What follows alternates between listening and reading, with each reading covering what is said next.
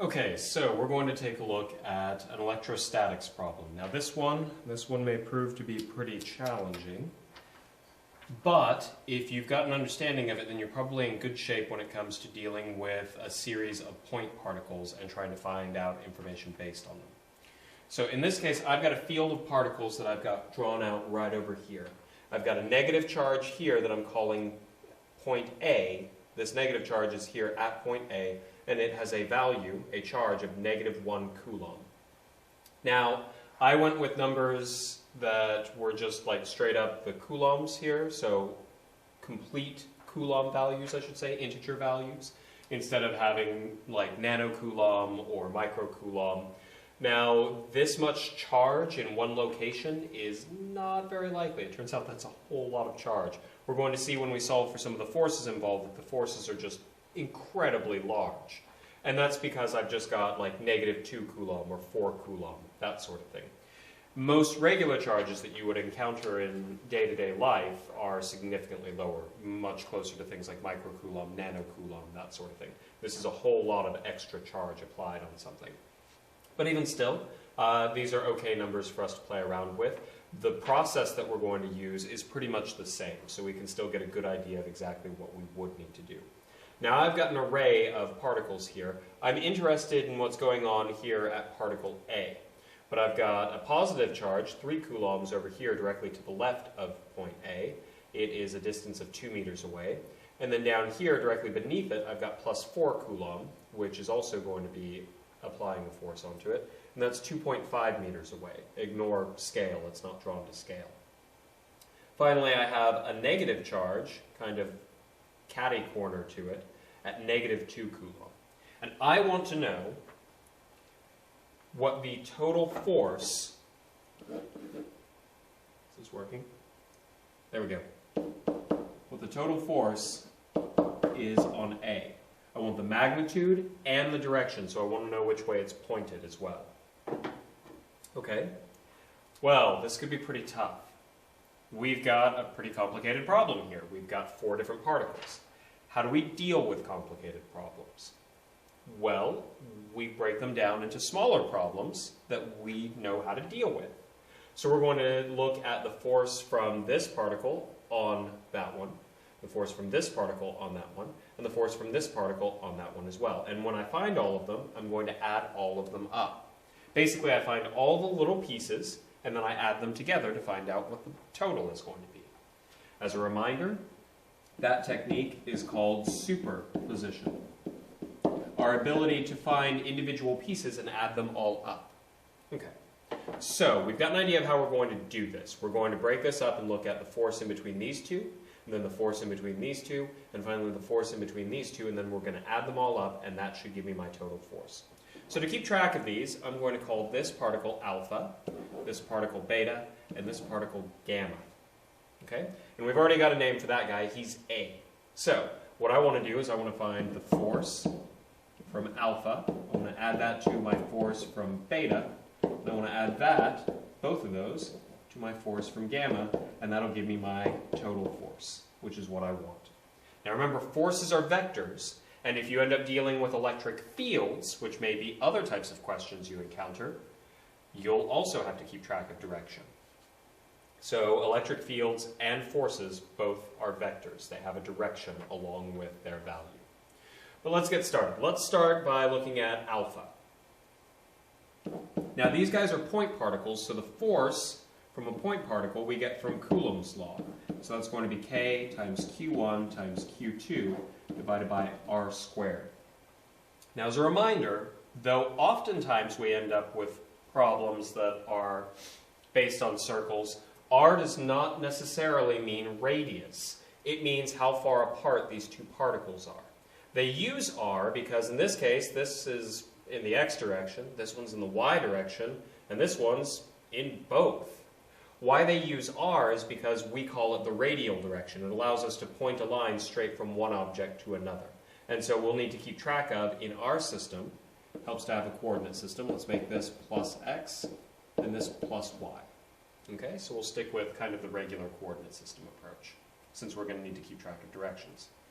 Well, this is my equation that I'll use. So if I want to find the force from alpha, then I'll plug this in. I'll do K, which is Coulomb's constant, which is 9 times 10 to the 9th, Newton meter squared. Let's do the wrong one. Newton times meter squared per Coulomb squared for our units. I may drop those on the next few that we have to solve, but it helps to see them this first time. Take this. Oops. My board is dying. Wake up, board. You have things to do. Thank you. Good job. Okay, so I'm going to move that out of the way so I have some more room here. Now I need my charges. Well, one of them is going to be up here. It's alpha. It's going to be plus 3 Coulomb. And the other one is right here, charge A. That's negative 1 Coulomb. I'm going to take all of that, so that's my K, my Q, both with their units, Coulomb. And I'm going to divide that by the distance between the two squared. Well, how far is A from alpha? Well, it's going to be 2 meters. So I'm going to take 2 meters squared. When I evaluate this, I've done this beforehand, so we don't have to go through a bunch of them, but feel free to run the numbers. You'll notice that this is a negative, so we'll keep track of that, but in the end, we want to keep track of the direction of our force. So for the most part, we're finding the magnitude, and then we'll keep track of our direction. But I've got that it comes up to technically negative 6.75 times 10 to the 9th newtons. And you'll notice that it's newtons. We have Coulomb squared times Coulomb times Coulomb. That'll cancel those out. And then meter squared, well, it's divided by meters squared. So those will cancel out, leaving us with newtons. Okay? Now this guy, for alpha, we know that alpha is going to feel a force this way. This one's a positive charge, that one's a negative, so it's going to feel a force pulling it straight in the negative x direction. We'll come back to the directions soon enough. Now, we're going to skip one, and we're going to take a look at gamma. And the reason why is it's a nice straight line, so it's a little bit easier because I'm going to have to keep track of direction. So let's look at gamma. We know that our force is going to be straight down there. Let's do the force on gamma.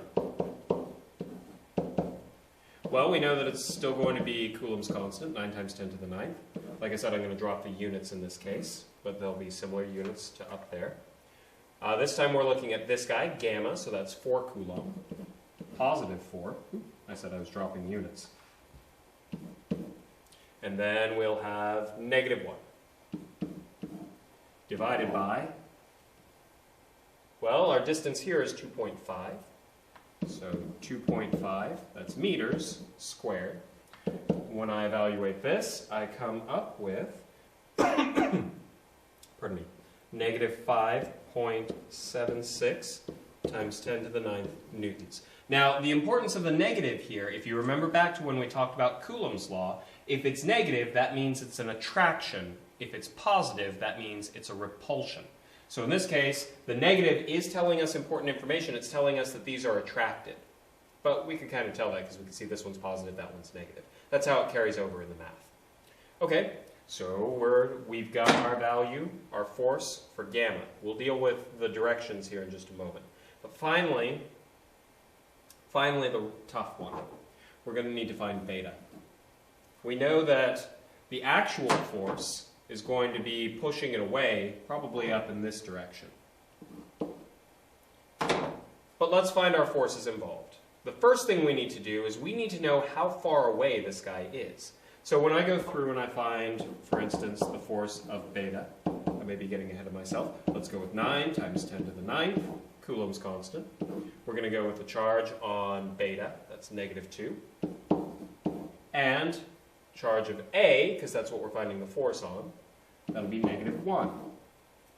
Divided by, pardon me, we need the distance, r, so that we can square it down there.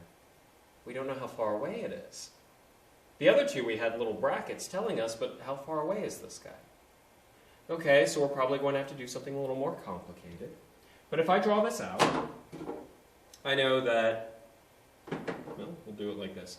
A is here, and that beta is down here.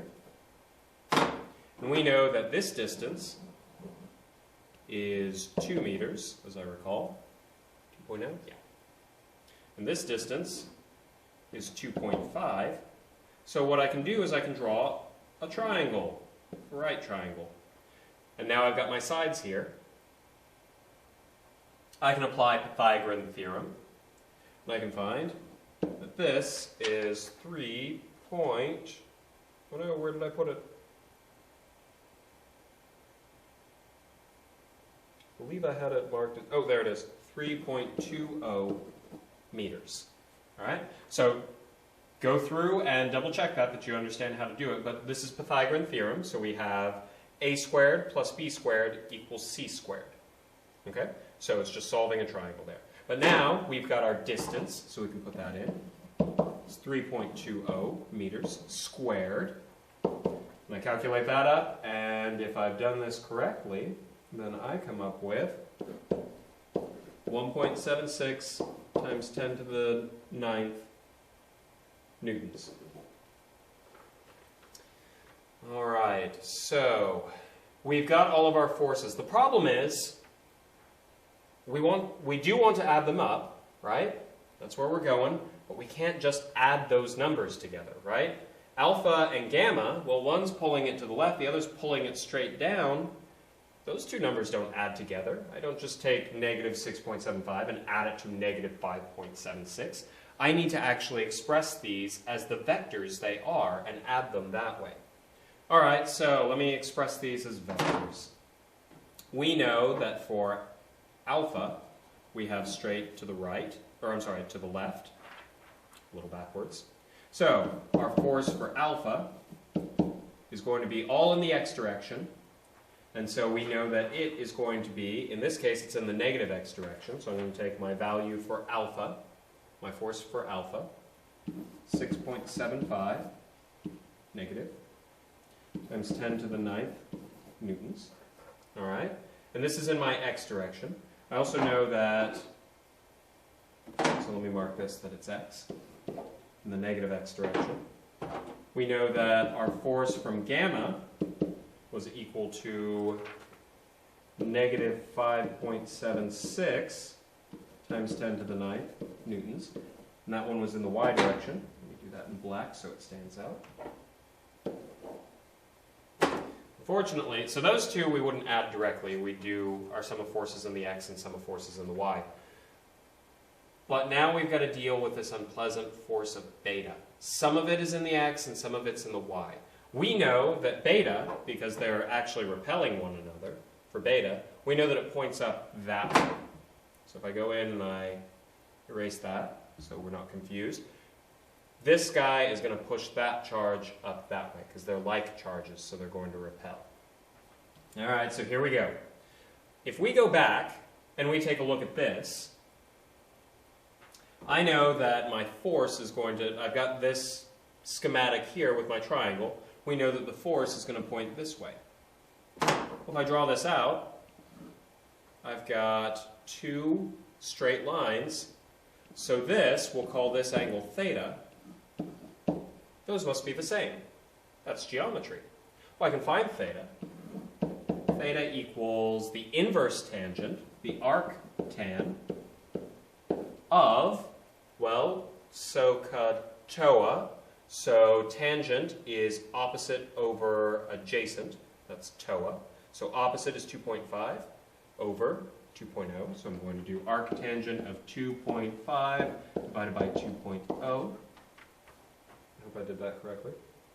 That's what I've got marked here. And I come up with that angle is 51.3 degrees. So that force is at 51.3 degrees above the x-axis, because we always want to give our angles when dealing with vectors with respect to the positive x direction, as a reminder from way back when. So I need my force, oops, let's do this in green. I need my force of beta in the x. All right, so I'm going to take my total value, which is 1.76, right up here, and I'm going to multiply that by, well, I'll draw this out so that we can see it. So I know it looks like this. It's 1.76 times 10 to the 9th newtons. And I know that this angle is 51.3 degrees. So I want my x component, which is here, and my y component, which is here. We know that this is a right angle. So when I go through and I evaluate these, I'll find that, well, this is the adjacent side, so I'll use cosine. So I'll have this one, my force of beta in the x, equals 1.76 times 10 to the 9th newtons times cosine of 51.3 degrees. And I find that that comes up to positive, in this case because this component's in the positive x direction, positive 1.10 times 10 to the 9th newtons. Again, big numbers. Alright, and I do the same thing except I'll use sine because it's the opposite side, and I'll find that force of beta in the y is going to be equal to positive 1.37 times 10 to the 9th newtons. Now this can be kind of tough, but it's just vectors like we've done in the past. So we're splitting up these triangles to find out what parts are in the x direction and what parts are in the y direction. And now I've got them. So I know that this is in the x, that's in the y. This is in the x, and this is in the y. So what I'm going to do now is I'm going to add them all up. We're almost done. I'm going to have my force in the x direction. Sum of forces in the x is going to be, well, we have this guy here, negative 6.7.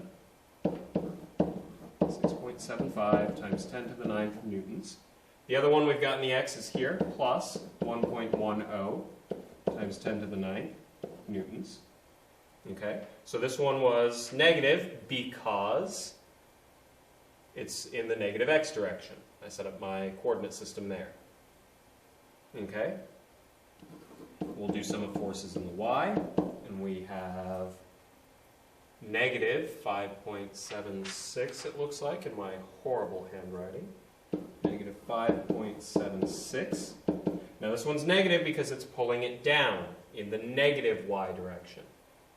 Now I know that we ended up with negatives here when we actually solved them, but that tells us whether or not it's attracting or repelling.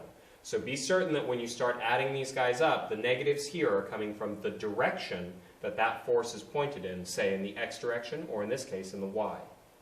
Okay? So we've also got plus our y component here, 1.37 times 10 to the 9th newtons. I add these up and I find that my total force in the x comes up to, did I write that down? 5.65 times 10 to the 9th newtons. My total force in the y direction equals, yeah, there it is, 4.39 times 10 to the 9th newtons. Alright, so now I've almost got the force. I'm going to switch colors here just so we can get a little bit of contrast. I know that my x component is, oops, I'm sorry. I forgot something important. When I added these up, the negatives are bigger. I totally forgot the negative. But we caught it now. That's what we need. Because our net force, we're actually being pulled on a lot more by these positive charges. So we're being pulled down and to the left a lot more than this guy is trying to push us away. So these are going to be negative. We're going to end up with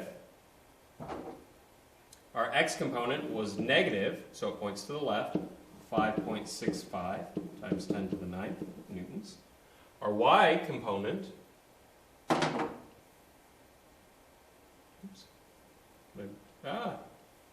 frightening, but that'll do. I'm going to put this on top. You'll see y in just a moment. Now I'm going to take this, I'm going to find my y component. It is also negative, which means it's down.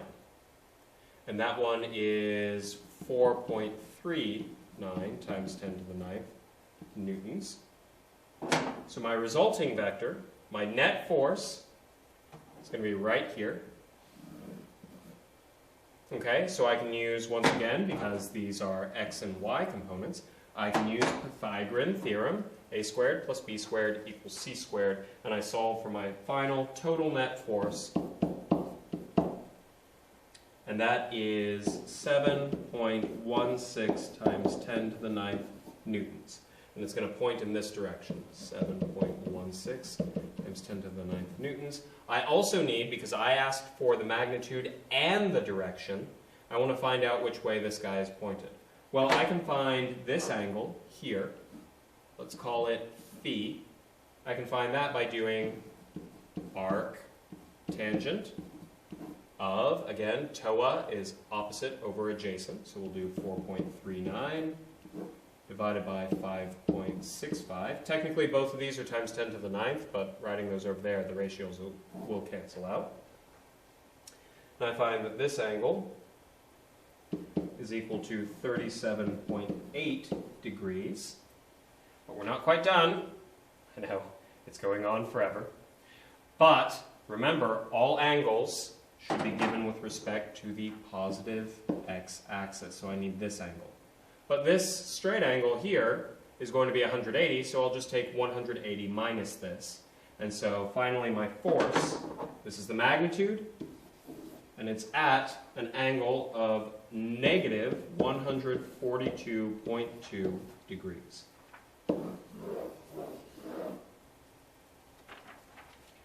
It was a lot of work, but again, this is a complicated system. We've got 4 particles spread out here, and we want to find the net force acting on one of them. Okay, well, we've got that. The one final thing that I'll ask concerning that, and this will go a bit quicker now that we've actually got a lot of the numbers, I want to know the the potential V at point A. Okay? Well, again, how do we deal with complicated systems? We break them down into their individual parts and we add them up. So we'll keep with the alpha, beta, and gamma. And so this, my potential at point A, is going to be nothing more than the potential from alpha plus the potential from beta plus the potential from gamma. All right, so that's looking pretty good. What's our equation for potential for point particles? It should be kq over r, where that can be either q1 or q2. Basically, it's the particle that's generating this potential. So since we're looking at this point, we want to know the potential being generated by this guy. It's almost as though I'm telling you to ignore the charge at point A. We could always multiply that in later to find our energies involved, but I just want the potential that A is currently at. Okay? So, I'm going to go through, and this one should be a lot easier because potential is not a vector. It's a scalar. So we don't have to worry about directions in this, which is good because that's what slowed us down so much on the last part. So I'm going to do, my potential at A is nothing more than my potential from alpha. Well, that's 9 times 10 to the 9th for K. My Q from alpha was plus 3. Divided by, my distance between the two was 2 meters. And note, it is not 2 meters squared. That was for our force. Okay, so this guy's positive. We're going to add in another one.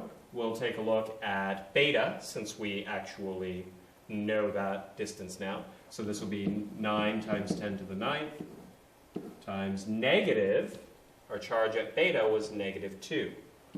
Negative 2 divided by, our distance we found earlier was 3.20, as I recall. And finally, we'll do the last one, which is 9 times 10 to the 9th times, was it positive 4, I believe? Positive 4 coulombs. Divided by, this one was 2.5. Well, we've got all of our numbers. We could go through, calculate them up. Note that this is positive, this one's positive, and this one's negative. So we're going to add those up, because that's how we keep track of the voltages, the potential. And we find that the potential at point A is going to be positive 2.23 times 10 to the 10th volts. Again, that's a ridiculously high voltage, the sort of thing that you wouldn't really encounter on a regular basis, that sort of thing. So, but we've gone through, we've been able to find our potential at that point, and we went through the much harder, because it's a vector and we have to keep track of direction, we found our net force acting at that point.